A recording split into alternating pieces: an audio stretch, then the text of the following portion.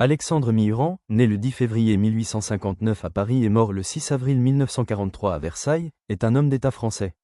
Il est président du Conseil du 20 janvier au 23 septembre 1920, puis président de la République du 23 septembre 1920 au 11 juin 1924.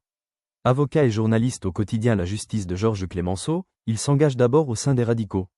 Il est élu conseiller municipal de Paris en 1884 et député de la Seine en 1885. Constamment réélu, il siège pendant 35 ans à la Chambre des députés. Durant la crise boulangiste, il s'éloigne des radicaux, maintenant sa volonté de réviser les lois constitutionnelles de 1875 et ses revendications sociales. Dans les années 1890, devenu la principale figure des socialistes indépendants, il prône un socialisme réformiste. De 1899 à 1902, dans le gouvernement Valdez-Crousseau, il est ministre du Commerce, de l'Industrie, des Postes et Télégraphes, Premier ministre socialiste en France. Il réglemente et réduit le temps de travail, garantit un repos hebdomadaire dans les établissements dépendants de l'État et fait voter un projet sur les retraites ouvrières. Mais jugé trop modéré, il est exclu du Parti socialiste français en 1904. Ministre des Travaux publics dans le premier cabinet Briand, il doit gérer la crue de la Seine et une importante grève des cheminots.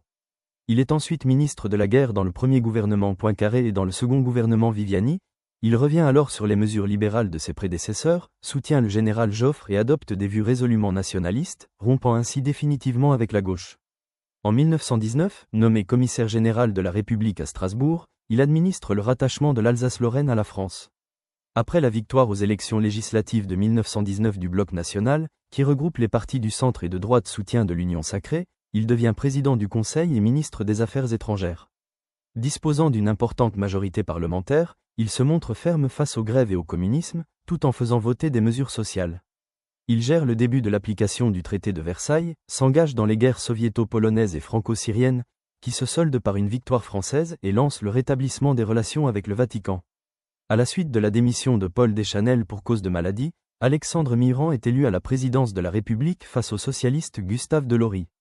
Défendant une application à la lettre des lois constitutionnelles, il s'implique assez activement dans les affaires du pays, contrairement à la pratique en vigueur sous la Troisième République, et continue d'appeler à une révision constitutionnelle visant à renforcer les prérogatives du chef de l'État. Mais avec les élections législatives de 1924, qui se soldent par la victoire du cartel des gauches, opposé à sa pratique du pouvoir, il est contraint de quitter l'Élysée, près de 4 ans après son élection. Souhaitant unifier les formations du centre et de la droite, y compris sa frange la plus nationaliste, il fonde la Ligue républicaine nationale, qui regroupe principalement le PRDS et la Fédération républicaine. Entre 1925 et 1940, il est sénateur de la Seine puis de l'Orne, mais ne retrouve pas de fonction d'envergure. Mettant en garde contre une volonté de revanche de l'Allemagne et la possibilité d'un nouveau conflit militaire d'envergure, il s'oppose en particulier à l'idéologie pacifiste, en vogue à l'aube de la Seconde Guerre mondiale.